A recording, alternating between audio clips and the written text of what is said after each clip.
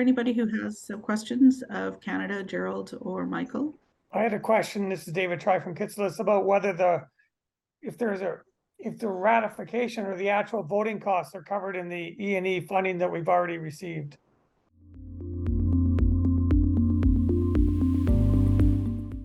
I believe ratification costs is separate, so there will be separate funding where BC will take the lead. So there's additional funding for the ratification process on top of the E&E funding that we've already provided to Kitselas. I'll add one more thing. When we use this word ratification in two terms, like the ratification plan, which is a chapter in the treaty, and just the ratification of the votes. And just so I'm very clear, I'm only referring to the cost of conducting the votes, which probably would be less than $100,000, I would think. Not the cost of the ratification plan. I see Patricia just came off mic, and I see you, Katie, you're next in line there. So Patricia, did you have a response from BC? Yes, in terms of ratification, we actually initiate the ratification funding process after the CN's handshake. That is after the chief negotiators have initialed the final agreement. That is when we initiate the ratification funding. However, we actually flow the funds after the final agreement itself has been initialed. I hope I'm very clear. Thank you, Patricia. David? I'm very nervous that we're talking about two things, both with the word ratification in it. I am talking about the costs of the ratification committee and the actual votes for the ratification of the Constitution and the Kitselas Treaty, the actual voting ratification. Okay, we have two forms of ratification. The first ratification is the ratification of the Constitution, and that funding is catered by Canada, 100%. Canada pays for that. That is not part of the final agreement ratification. The final agreement ratification is what BC is responsible for. That is also cost shared with Canada. So the constitutional ratification has a different funding, and then the final agreement ratification also has a different funding. I hope I answered your question. Thank you. Maybe as time goes on and maybe in a future session as well, that's something that we could flag that might be discussed in a little bit more detail. I hear David's comments about ratification. I'm not sure, David, if you're talking about maybe the implementation plan as opposed to the ratification plan. Yes, okay. But there are a number of aspects around ratification that would be worth talking about as well, including the communications, establishment of committees, all of that kind of thing, the engagement that needs to go on. So I won't drag you there for now, Patricia, but I think those are probably some questions that people will have as we go along. Does that make sense, Patricia? Yes, it does. Actually, I can just say, in terms of ratification, what is mainly funded under the ratification funding will be the establishment of the ratification committee. We also provide funds towards the honoraria for ratification committee members, travel for committee members and staff, the temporary staff cost. We also provide some funding towards administrative expenses, communication cost, office cost, and then the cost of conducting the votes. That's the election process itself. So this is just more of a general overview. Thank you. Thank you very much. Thanks for the question, David. Good question. And thank you, Patricia.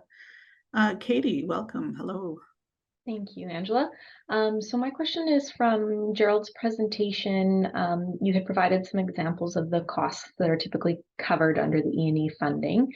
I'm curious, it sounds like extensive funding in terms of funding committees, travel, temporary staff, administrative costs, communications. Can you give any examples of what isn't covered, or if there's things that nations have typically applied for funding for that's been rejected? Is there any examples of what we could expect would be not funded?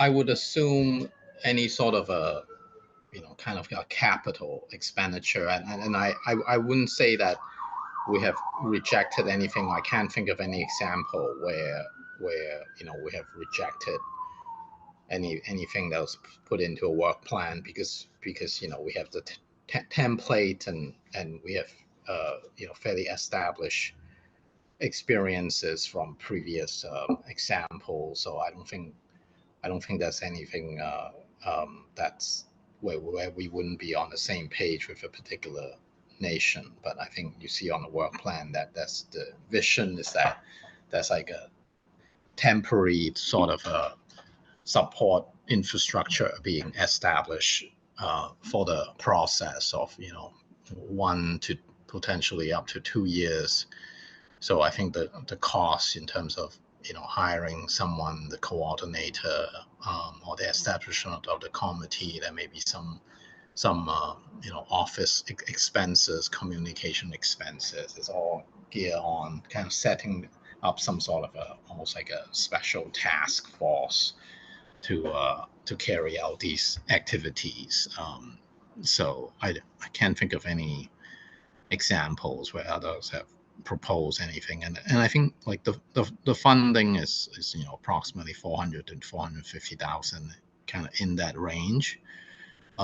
So there's a sense of like knowing what the budget is and then spending it wisely so that the tasks can be completed within that budget. And I think that puts certain kind of reasonable sort of expectations and alongside with like the work plan that's developed upfront. I think it's a fairly straightforward. There hasn't really been any kind of disagreement that I can think of about what items should be funded. Thank you, Gerald. Katie, does that answer your question or any follow-ups? That covers it. Thank you. Thank you for the question. Great question. Joycelyn, good to see you. Welcome. Thanks, Angela. Joycelyn Mitchell from Metlakatla, and this is for Michael. On his slide presentation, he noted that there are about membership and they're not being able to be under a band and under a treaty. And actually that does take place. I'm wondering how and what does CERNAC do to eliminate someone being in 2 lists at the same time? And this, I understand that this might be one of these bigger picture questions, and if so, that's okay as well.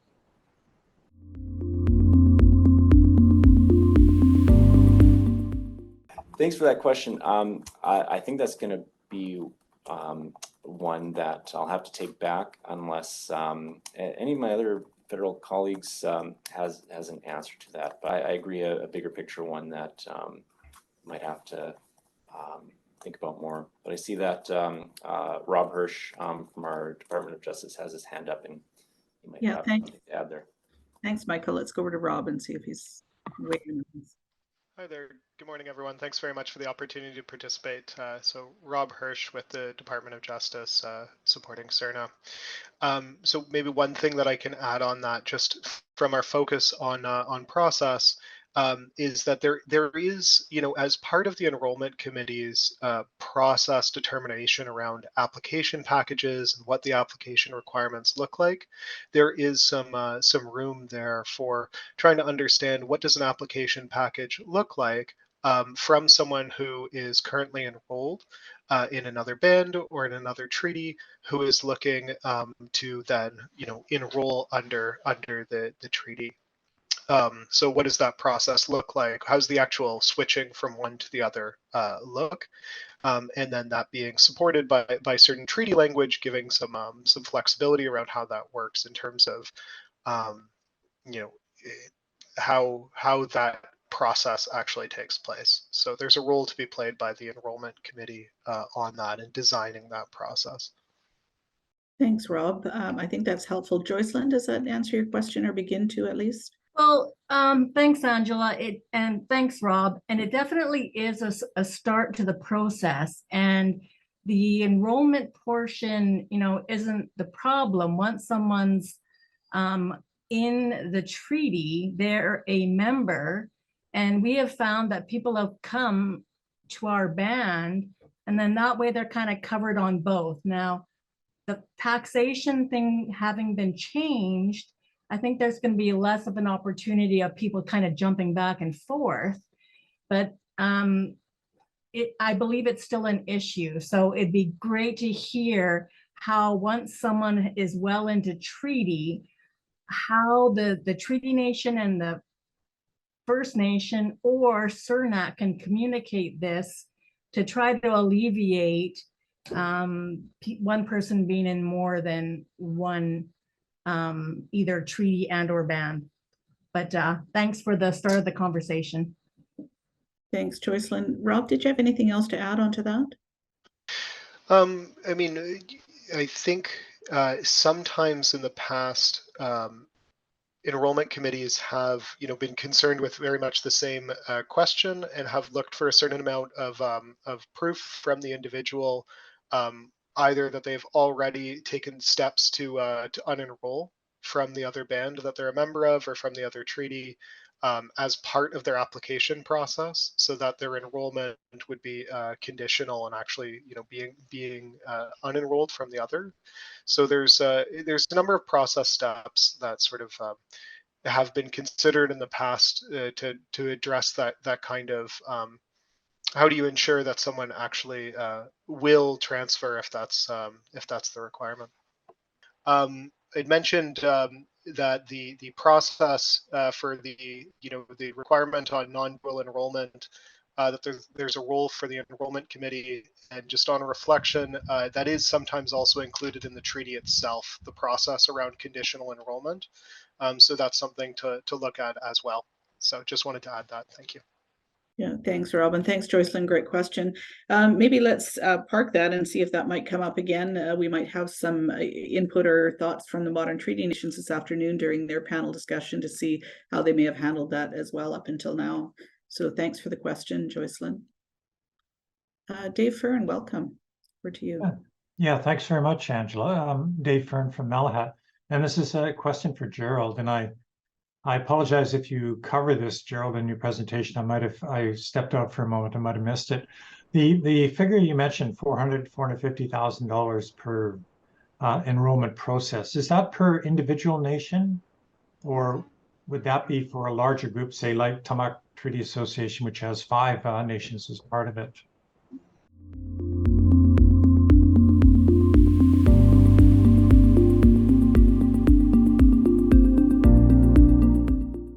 Yeah, I think it would be for, I guess, looking at the structure of the vote. If it's 5 separate enrollment eligibility kind of committee and 5 separate coordinator leading up to 5 separate ratification votes, then yeah, it would be, separate funding.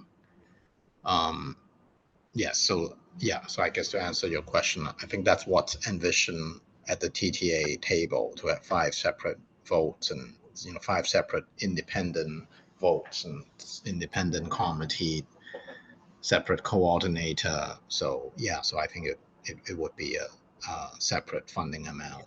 Each process would be funded separately. Great, thanks very much, Gerald.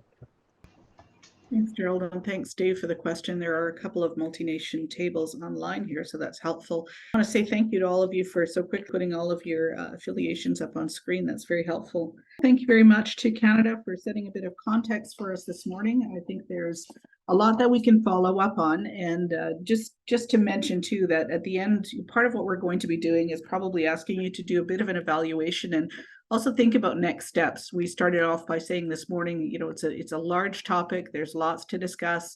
I think that there's lots of energy around First Nations in particular getting together to talk about this issue and the ins and outs, ups and downs of eligibility criteria in particular. So there may be opportunity for a future session, and if Chief Commissioner is still with us towards the end of the day, I might call upon her to sort of make some comments about our next steps as well. But I think that from the Treaty Commission, we're always trying to help to support the parties in moving forward on some of these complex issues and do our best to make sure that there's good communication around around these issues as especially those of you getting advanced in your negotiations go forward. So we hope that this is all helpful to you and look forward to further discussions as we go on.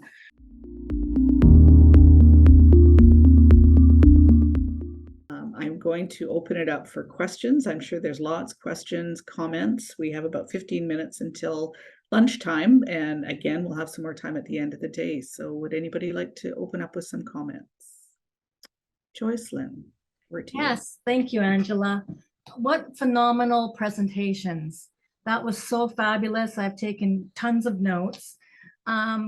For COMOX, when your E&E coordinator is meeting with people who are potentially transferring from another band, are they sharing with them the implications of they're potentially not reaching a treaty?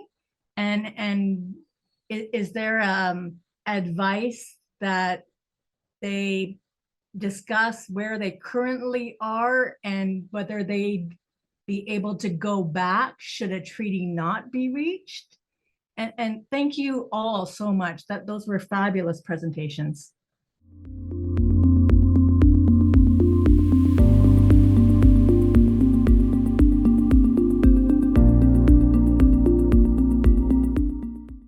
Absolutely, that's a great question. So I think Coral and I can probably tag team the answer. Coral, just checking your audio is good. Here. Awesome. So yes, we in terms of having those individuals who are looking to transfer from other nations, Coral did speak to the statutory declaration, but it is extremely important that we share that information of voting on the treaty, whether it's a yes or a no vote. But it's and Coral, you can help me with this since you developed the language around it, but it's like a temporary or a conditional enrollment or in the treaty. Yeah, and I would say, so I think in one of the presentations that I created, it was really important to talk about the implications of potentially leaving which other nation you are currently a member of. So I think it's really, really important to clearly outline to them what that looks like. Everything that they have to consider in terms of potentially transferring from another nation, the implications that has on them, that they would be transferring to COMOX. Because we actually we're not in the process of enrollment right now, because of our timeline changes, we actually haven't, had that one-on-one conversation with people about the process, but I have in my previous role provided presentations on the process and what that would look like, so people can begin to start thinking about it. And I've even in my previous role had a couple of members reach out to me over Facebook, well, my cousin, they have COMOX ancestry, but they're interested in the potential of becoming a COMOX treaty member. Could we speak to them about that process? And so that, again, the importance of engaging with members early on is really, really, really important. But yeah, the statutory declaration for them to their intention of leaving the other nation upon ratification and what that looks like is, super important. I hope that answers your question. Thanks, Ashley and Coral. Joycelyn, does that help? It does help. And by conditional enrollment in treaty, does that mean that they can conditionally enroll, and if treaty doesn't go through, the transfer doesn't take place? That's my understanding, Coral. That is my understanding as well. Fabulous. Thank you so much. Thanks for the question, Joycelyn, and thanks, Ashley and Coral. Dave Fern from Malahat. Yeah, thanks, Angela. And I'd just like to echo Joycelyn's comments about the presentations. They were really helpful. This is probably more for Ashley and Coral. You emphasized the importance to get an E&E person sort of on the ground running even before the handshake. And I'm grateful to hear that. I hadn't given that much thought beforehand. Do you anticipate that person would transition onto the enrollment commission once it's established, or enrollment committee, or would they continue to be placed within the treaty team itself? And the follow-up question is, how is that position funded?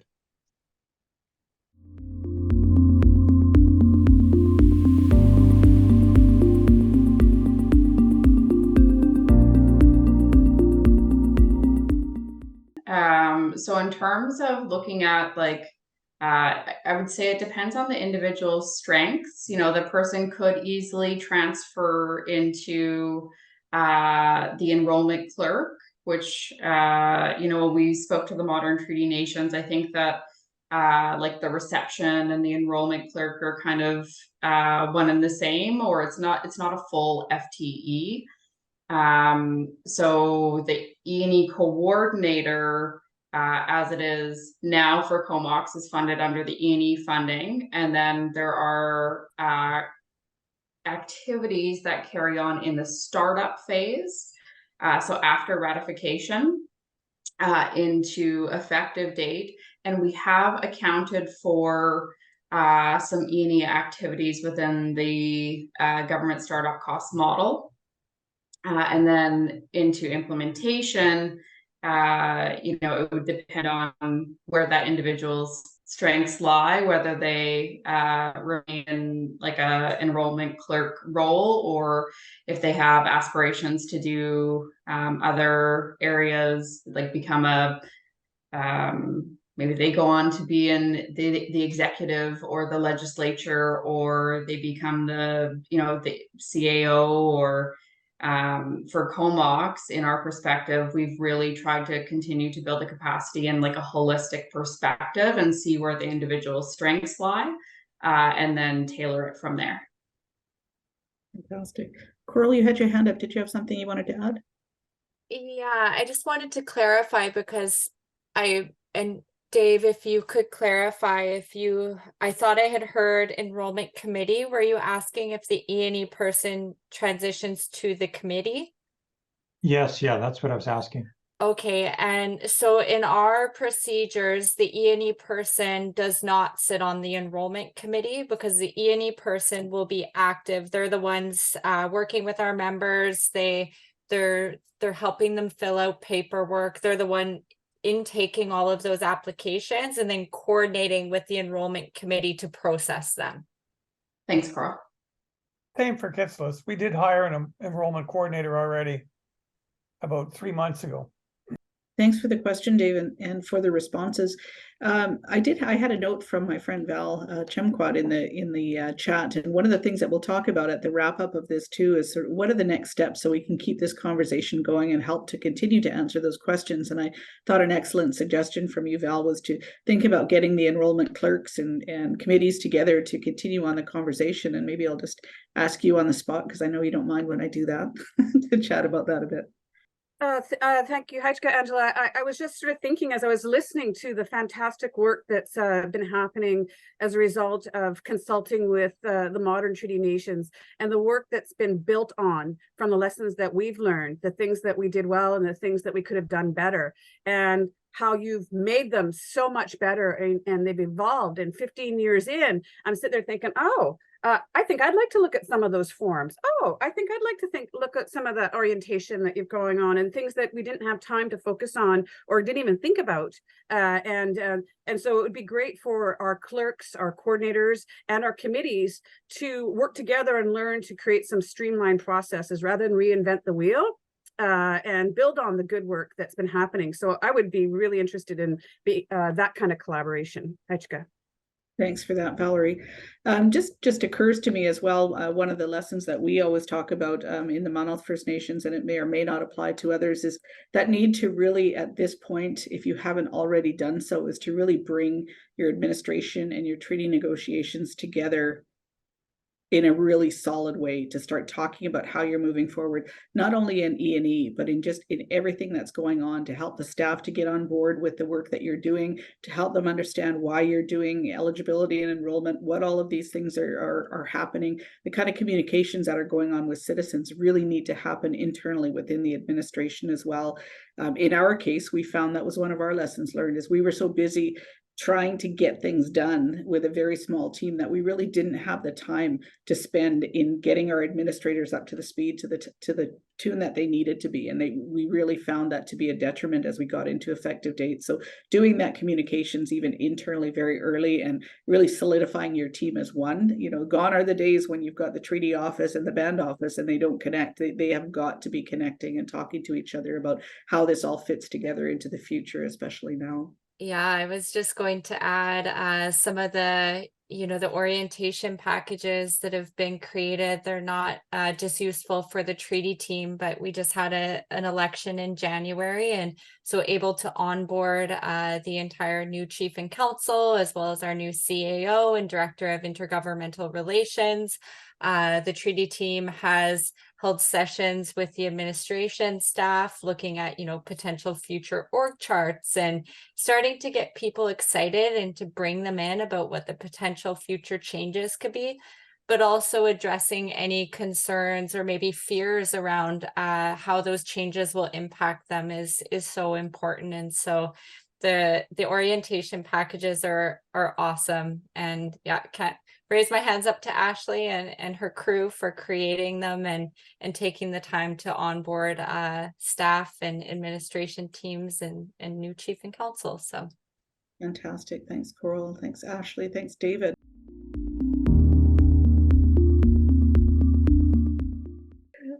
Okay, so with that, I'd like to open it up and ask if anybody has any questions or would like to have some discussions around some of the things that you've heard from our tremendous presenters today. Nikki. I'm just so grateful for the presentations and all the work. So thanks. Thank you, Nikki. And thank you for joining us today. We really appreciate it. Joycelyn. Thanks, Angela. Joycelyn Mitchell, and I'm the assistant treaty negotiator with Metlakatla. I've been involved since day one, and I can totally relate to the going through hell aspect, because yeah, we've been there a time or two, and I expect it a few more times before we actually get to ratification. But we'll persevere. We'll keep on the work, because I truly believe in what we're doing. I had a fabulous afternoon as well as this morning. Thank you all for sharing, being so open, transparent. The good, the bad, and the ugly is truly invaluable to those of us who are still going through the process. So thank you so much for all of your time and your work and your sharing. Thanks very much, Joycelyn. Any comments, questions of any of the panel members? Dave Fern. Thanks, Angela. Just a big thank you, especially to Grace, for being so open and honest about the process her nation went through. My question is more for Valerie and Kim, I guess. Valerie, you mentioned that the post-treaty enrollment process is much more defined and clear. Like there's, it's the enrollment committee, it's fairly easy for them to make decisions. Is there still an appeal process built in though?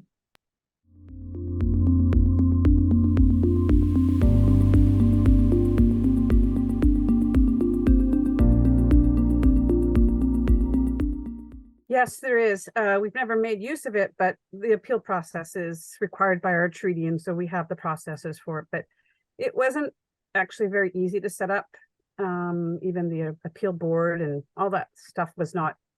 It was hard to find representatives and different things like that, and frankly, I honestly forgot about it because it just was difficult, and we really have never had the use of it. But Tsawwassen also has a judicial council that allows for members to challenge any administrative decisions. So we haven't made much use of that either, but it is there as another tool for membership to register complaints. Great, thanks, Valerie. That's actually really good news. I think if you have a clear enrollment process and a clear unenrollment process, and that your decisions, your enrollment committee acts within the letter of your membership law, your membership act, your citizen act, your decisions are, and your policies are clear, there's not a lot of room for any kind of disputes. That doesn't mean that we're perfect. It doesn't mean that there isn't maybe something that might come up in the future. It just means so far, that's where we are. Thank you. Thanks, Valerie. Angela, can I just make another quick addition to a comment that I heard someone else make? It was about the membership code that you have. It's true. Try to draw down as many jurisdictions in all of the codes that you can, because those ends up being the foundations that you can build on when you need to create your laws. And there's some of them have questions that you're answering earlier on, rather than having so much. It really makes that journey a little easier. And that was when we were talking with Comox and different nations, those are the things that we shared, is to really try to draw down as much jurisdiction within the Indian Act as you can, and so that you're already governing in a different way, and you're building your governance building blocks to when you should your treaty be approved and you go into self-governance. So that was just, and I also just wanted to do a little personal shout out to my cousin Jackie. When I introduced myself, I failed to say that my Auntie Marge married into the Songhees Nation, and I have relatives in the Songhees Nation. So I just wanted to say OCM to cousin Jackie, who's also been a role model for band administration leadership in her neck of the woods. So Heichka. Thanks for that, Valerie. Absolutely. Family in so many ways. Just while I'm waiting for you to come up with some other questions, another thing that I heard a lot about today was tracking of citizens. Our people are couch surfers. We move around from place to place, and that need to keep track of our people is not only important around voting time, it's important all the time, as we've heard from just about all of our speakers. And I just want to share a little something that I heard from John Jack, who did our eligibility and enrollment and has moved on and is now our chief counselor. He talked about something that I wasn't aware of until actually he raised it at a BCTC forum that I was chairing. He said one of the strategies that they used in trying to keep track of people, they called it the Nananeksu strategy. So in our language, Nananeksu are our grandparents. So we would track in our database who was related to who back when, because they found your grannies always knew where to find you. You know, if they wanted to feed you a meal, they would know where to find you. So that was part of what was built into our database, was our grandparents and our relatives, so that we could always be able to connect back and know how to find people who just haven't been answering their mail or whose mail continues to be returned. So I thought that was a pretty brilliant strategy as well, because our grannies usually do know how to find us if they need to. Any other comments from today, Valerie? Yeah, we certainly made use of our matriarchs, because no one's going to say no to. We would get and they would herd the cats for sure. They would bring everybody together, and it was always an opportunity for gathering. So it really is good to use those people that are the heads of the family. Yeah, for sure. And I really appreciated hearing from all of the presenters about how that's been such an effective communication strategy, as well as reaching out and talking to heads of families, talking to people directly. There's nothing that's going to be better than picking up the phone or sitting down and having a coffee with somebody. And communications ties in so strongly with this process and getting ready for ratification. So it's really critical. Still welcome and opening any kind of questions, but Chief Commissioner has spoken before, or in her opening comments, and her and I have spoken in preparing for this as well about sort of next steps. I mean, clearly there's a lot to be gained by people coming together. One of the reasons that we've been hosting these forums at the Treaty Commission is to connect you with each other. We don't always have to be the ones that does that organizing, but if we can help to facilitate that, we certainly will. We did some work in communications. We did a bigger forum on communications. It helped. We had some people talking about the kind of platforms that they're using to communicate with their citizens online. We did a session as a result on podcasting, because some of the communities were really interested in knowing and sharing some of that background. So we were able to facilitate some things like that.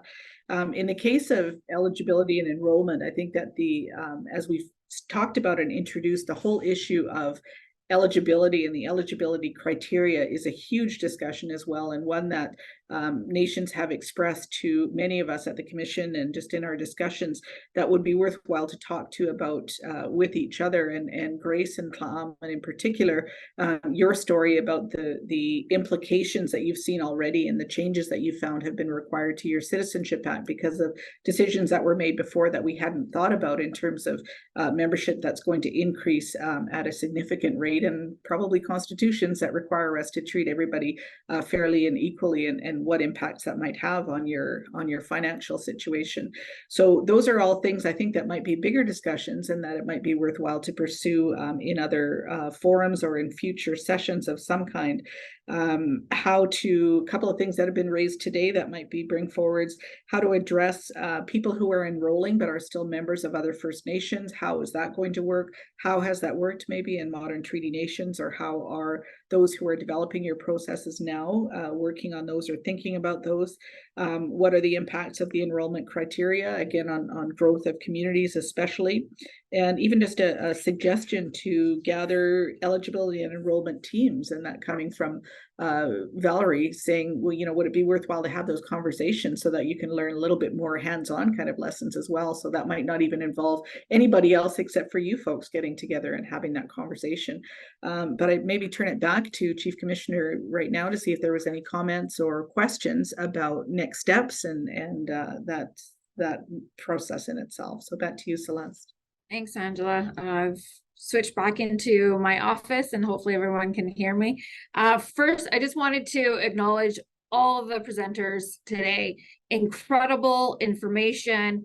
I really appreciate you coming together and sharing your experiences, your stories, your perspectives, what has worked, what hasn't, work planning.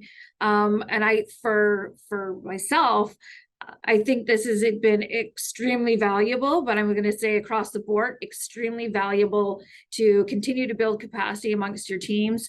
But also it enables the commission to carry out our role and our duties when we're looking at supporting tables as they move to close negotiations into this next realm of work, which is very specialized, and having subject matter experts being able to come and share, I think has been incredibly helpful. And back to, so again, Heights Epcot, raise my hands to all of you, because this has just been such an incredible wealth of information shared in such a short period of time. And yes, we were just sort of touching the tip of the iceberg, so to speak. But I think this is sort of one of many conversations that the commission is wanting to convene. Whether it's in a virtual forum, I do think there's value to virtual. We also are looking at perhaps doing an in-person forum later on.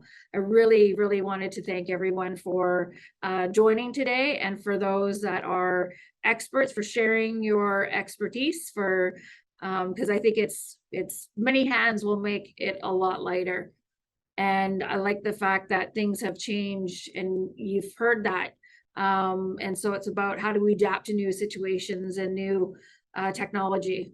Thanks very much, Celeste. I echo the thanks that have gone to all of our presenters. Your time and your experience and your expertise has been so valuable and will continue to be.